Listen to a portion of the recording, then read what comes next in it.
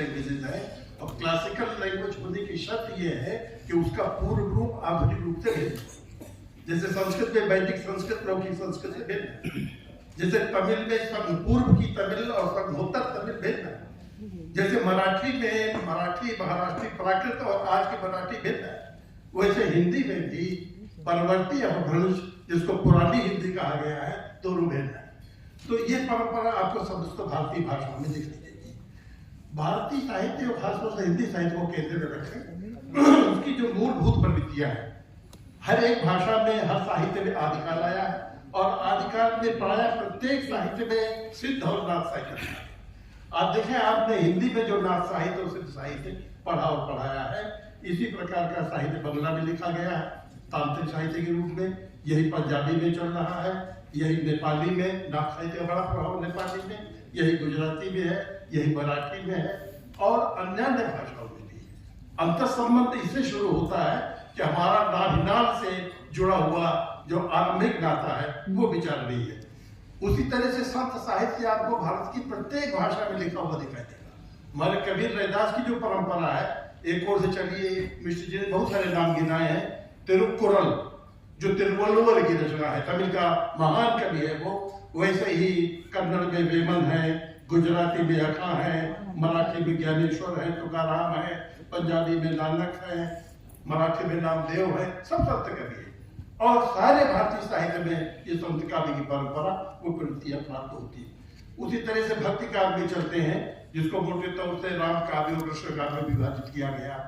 भारत की प्रत्येक भाषा में रामायण लिखी गई। एक बार साहित्य अकादमी ने इसका सर्वेक्षण कराया कि आपकी भाषा का साहित्य का सर्वश्रेष्ठ ग्रंथ क्या है, तो 24 जो भारतीय साहित्यिक भाषाएं हैं उनमें 18 का सर्वश्रेष्ठ ग्रंथ राम काव्य से संबंधित पाया गया, जिसको रामायण कहते हैं।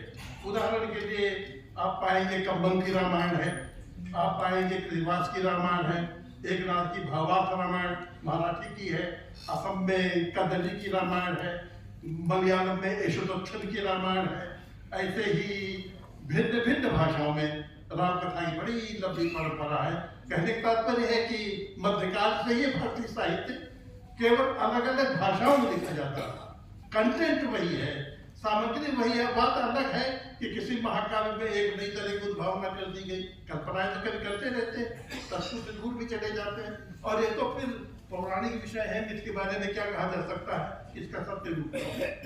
उसी तरह से कृष्ण काव्य भी बहुत प्रचलित हुआ है। आप देखें अपने यहाँ जैसे अष्टछाप चला है, तेलुगु में अष्टदिग्गज चले हैं, उड़िया में पंचसखा चले हैं, और इसी तरह से तमिल में जो संगम माना गया है, वो संगम में 16 कवि माने जाते हैं, पूरा पूरा उनका समुदाय चलता रहा।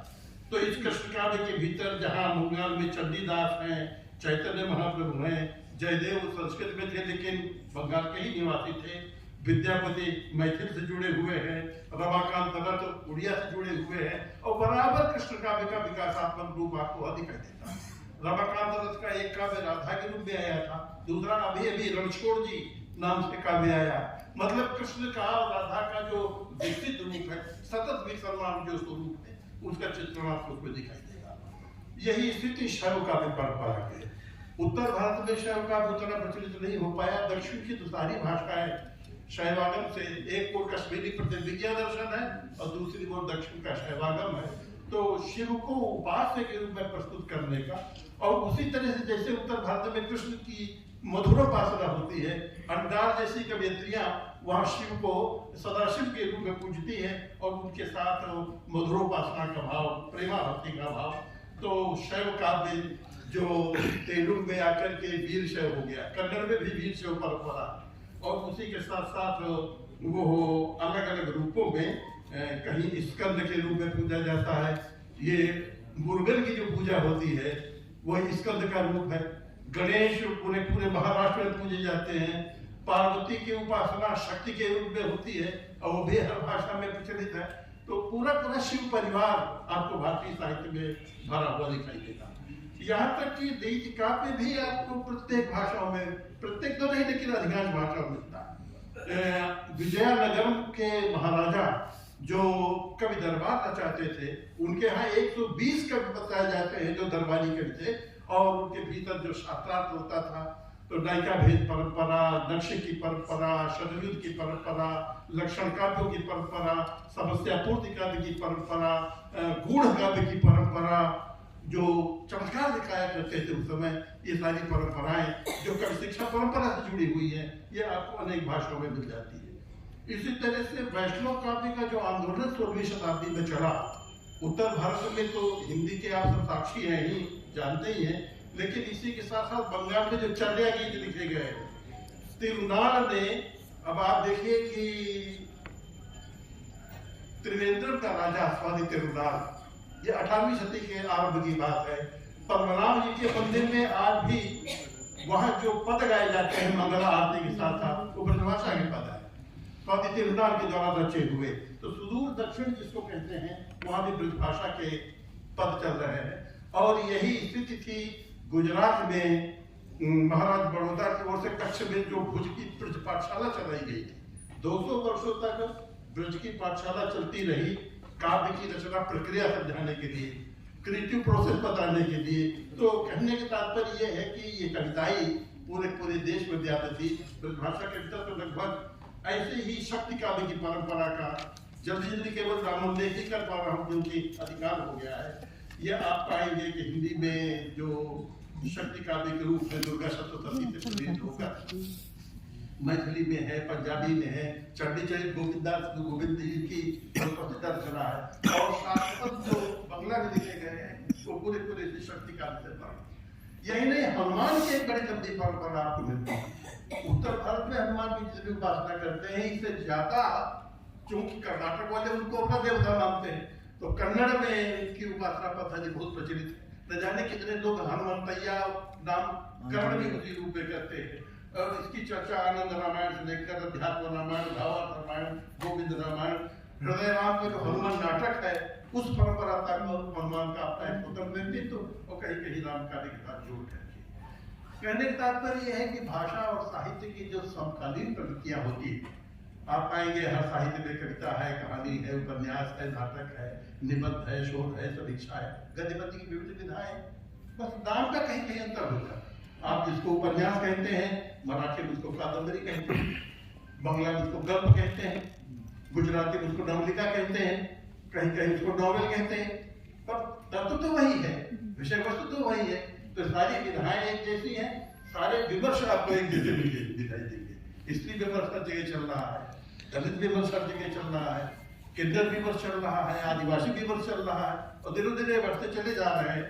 ऐसे ही जो समकालीन प्रवृत्तियां हैं, जैसे मैंने मधुर उपासना की बात कही थी, जो रीति काव्य में प्रेमा भक्ति, कृष्ण भक्ति के साथ जुड़ी हुई दिखाई देती है। खाली कृष्ण के साथ ही नहीं, राम के साथ भी जुड़ी है। इसका अयोध्या कल्ट अलग है, ब्रज कल्ट अलग है, और दोनों मिलाकर जगन्नाथ कल्ट जो बना है उड़ीसा में, वो अलग तरह का है। जगन्नाथ के देवता आदिवासियों के देवता है, और उसी रूप में पूजे जाते हैं। तो इस रूप में कृष्ण भक्ति जो अभी मिश्र जी चर्चा कर रहे थे, अहम और पुरम दो तरह के काव्य तमिल में लिखे गए। संघोत्तर काव्य जो है, तो अहम में वे बहुत कुछ प्रेमालाप जैसा करते हैं, और पुरम में बाहरी तत्व माने विश्वबोध, युद्ध का भी पुरम में लिखा गया है। तो जहाँ कहीं शक्ति और शौर्य का प्रदर्शन करना होता है, वहाँ पुरम की शैली अपनाई जाती थी, और जो व्यक्तिगत आत्मनिष्ठ होता है वहाँ, तो उसमें भी प्रेमालाप बहुत ज्यादा हो। तमिल कविता में प्रेमालाप यानी माधुर्य रस काफी कुछ व्याप्त दिखाई देता है। तो इस तरह से इतिहास भी एक जैसा है। आप भारतीय साहित्य में पाएंगे जो उपन्यास लिखे गए हैं, ऐतिहासिक उपन्यास, जो नाटक लिखे गए हैं, जो चिंतन विचार परक लेखन है, उससे अलग जो क्रिएटिव राइटिंग है, सृजनात्मक लेखन, उसमें आपको एक से एक लेखक दिखाई देंगे। जैसे प्रसाद जी ने योजनाबद्ध रूप से भारत का इतिहास लिखा।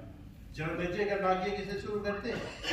महाभारत के पश्चात, जहाँ त्रेतायुग द्वापर युग समाप्त होता है, कलयुग शुरू होता है, और वहां से लेकर सज्जन नामक उनका एक अंकी है जिसमें ब्रिटिश राज्य तक का इतिहास दिया है। उसमें गुप्त काल है, उसमें मौर्य काल है, उसमें बौद्ध काल है, उसमें यवन काल है, उसमें राजपूत काल है। सारे 13 नाटक अलग अलग कालों से संबंधित है, और विभिन्न प्रकार के इतिहास, और एक भारतीय राष्ट्रीय इतिहास की कल्पना जो अंग्रेजों द्वारा प्रदूषित किया गया था।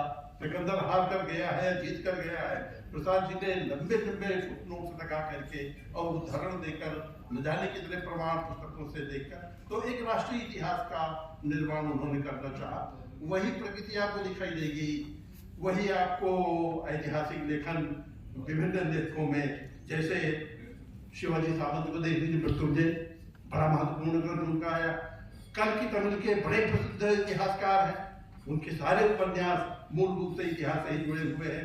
असम में अतुल हजारिका का ऐतिहासिक लेखन बड़ा महत्वपूर्ण, उसी तरह जैसे वृंदावन वर्मा या राहुल साकृत्यायन हिंदी में महत्वपूर्ण माने जाते हैं, वैसे ही आप गुजराती में धूमकेतु का लेखन देखिए, इतिहास से जुड़ा हुआ है।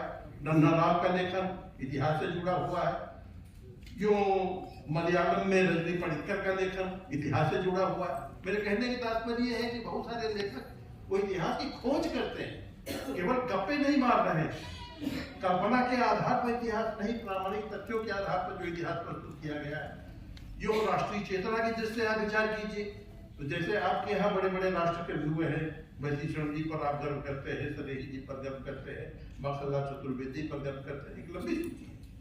उसी तरह से विभिन्न भाषाओं में आप पाएंगे, कन्नड़ के भैरप्पा जी को देख लीजिए, बंगला के बुद्ध देवगत को देख लीजिए, राष्ट्र की बात करने वाले। और सुब्रमण्य भारती ऐतिहासिक दृष्टि से भी सर्वोपरि है, सबसे आगे जा रहा है।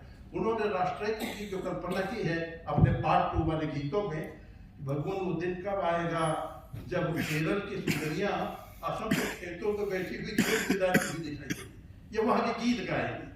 तो इस तरह की कल्पना पूरे देश को जोड़ लेने की ये उनके गीतों में आपको दिखाई देती है।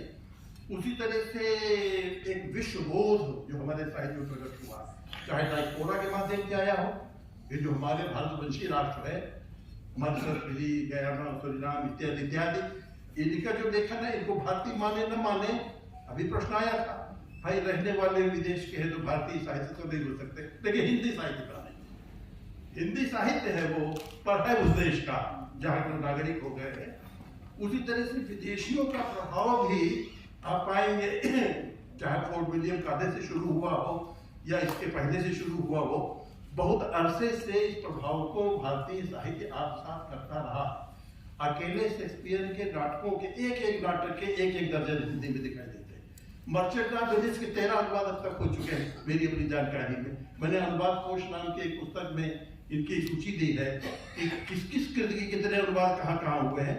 उनमें सबसे ज्यादा अनुवाद गीता और महाभारत के 100 के ऊपर अनुवाद पहुंच गए हैं।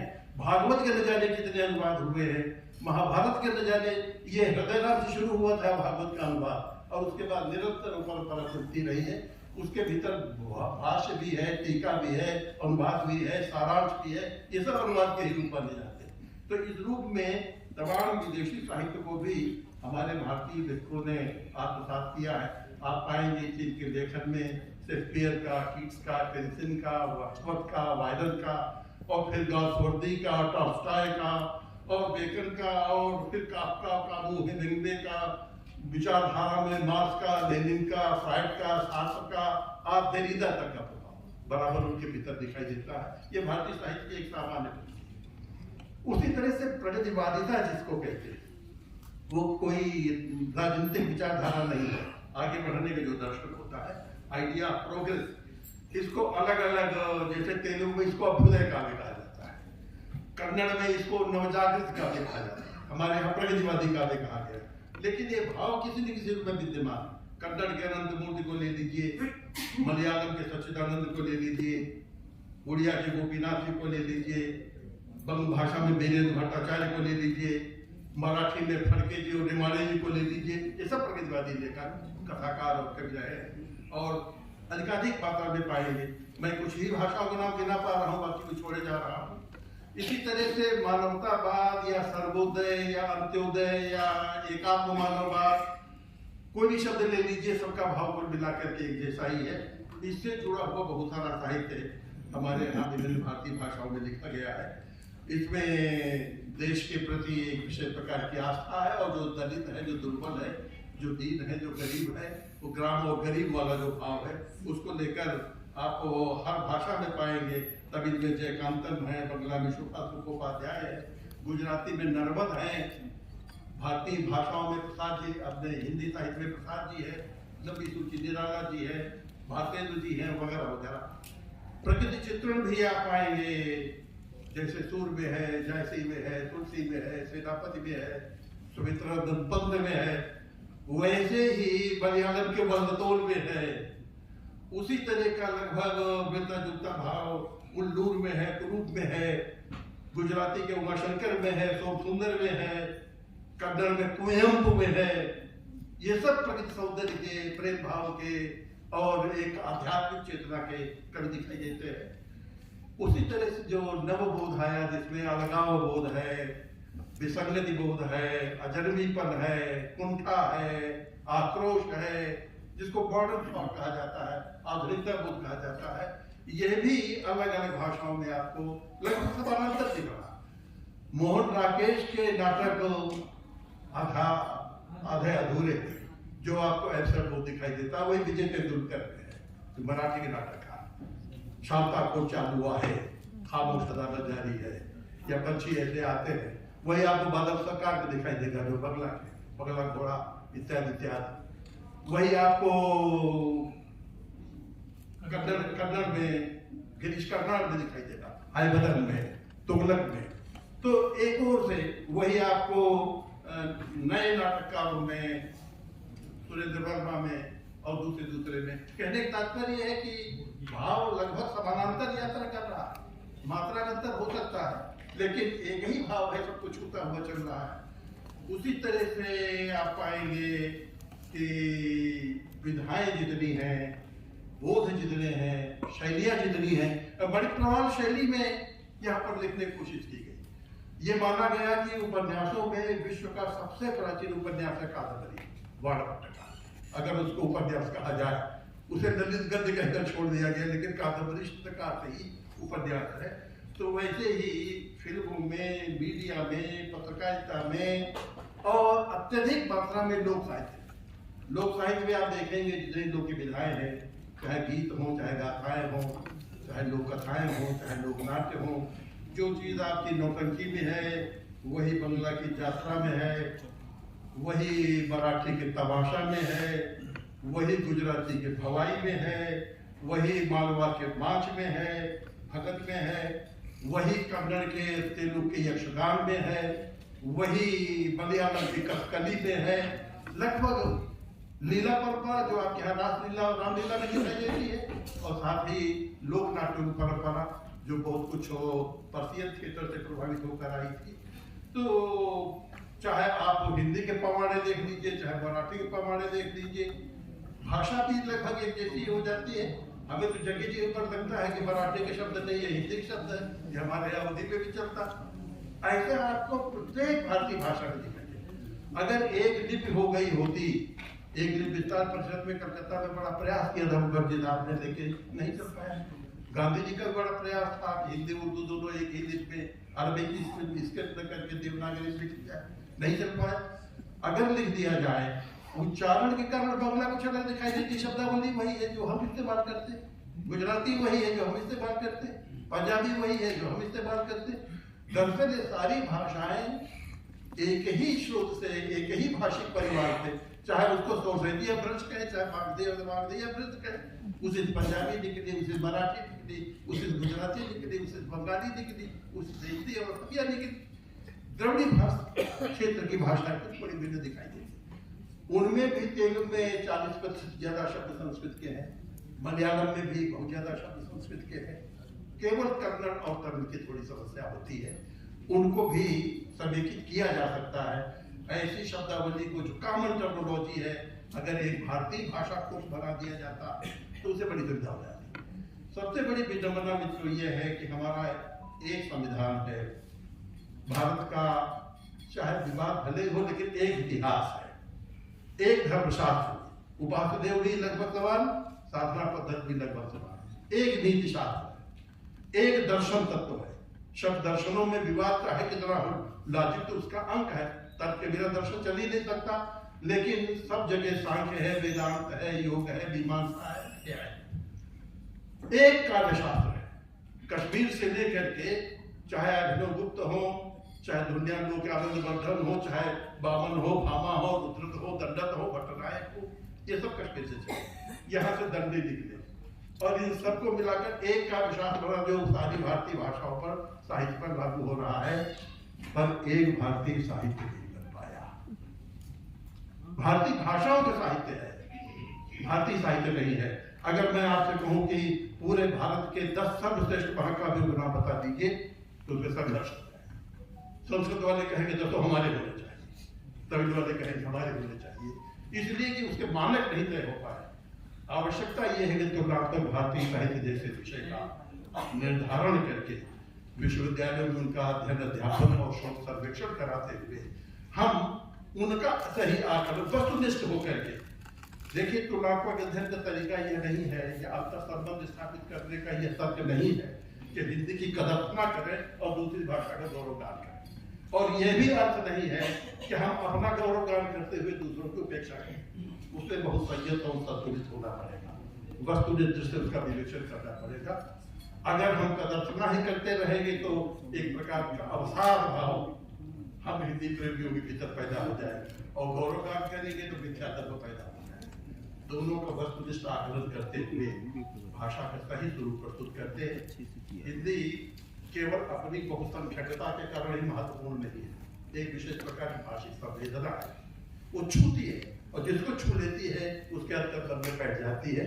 इसलिए कि वो लगभग 1 अरब द्वारा प्रयुक्त होती है, और जैसे होम्योपैथी का सिद्धांत है कि जो दवा जितनी घोटी जाती है उसमें उतनी ही पोटेंसी पैदा हो जाती है, जो भाषा जितने मुखों से निकलती है उसकी अंतर छवियां उतनी ही विस्तृत होती चली जाती है।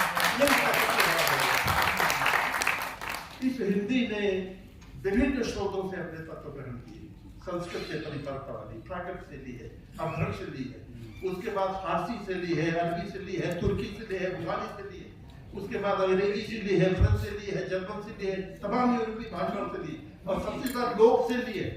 ये लोक संस्कृत में गाया है, ये लोक और दूसरी भाषाओं में उतना समृद्ध नहीं है, इसलिए कि ये उत्तर भारत का एक बहुसंख्यक वर्ग है, 12 राज्यों में फैला हुआ लोक है। उस सारी शब्दावली को लेकर के उसने अपना जो स्वरूप निर्मित किया है वो दरअसल एक राष्ट्रीय बल्कि वैश्विक स्वरूप है। उसमें बहुत तरह की समस्याएं हैं, उन सबका समाधान ऐसी ही गोष्ठियों के माध्यम से हम सब शिक्षक हैं अपनी बड़ी कक्षाओं में शोध सर्वेक्षण के माध्यम से इसको अधिकाधिक बेहतर और बेहतर बनाता है। बस एक समस्या इधर ही देखी जा रही है कि तुलनात्मक साहित्य के नाम पर लोग शोध तो कराते हैं, लेकिन बहुत ऐसे गहरे लोगों को एक दूसरे से भिड़ा देते हैं अपना मैत्री भाव दिखाने के लिए, खोज नहीं करते हैं। 2-4 कविताएं या कहानियां कहीं लिखी हुई दिखी तो उसको अपना चरित्र नायक बना देते हैं, और तुरंत दोनों को तुलनात्मक अध्ययन, तुल्य धर्मिता विषय वस्तु की होनी चाहिए, शिल्प की होनी चाहिए, विचारधारा की होनी चाहिए, काव्य रूपों की होनी चाहिए, विधाओं की होनी चाहिए, और उसका जो समग्र अवदान है उसकी होनी चाहिए। व्यक्ति पूजा से उठकर जब इस स्तर पर हम कार्य करेंगे तो ये सारी भाषाएं परस्पर एक दूसरे के निकट आएंगी और उससे एक बात शुरू करेंगे।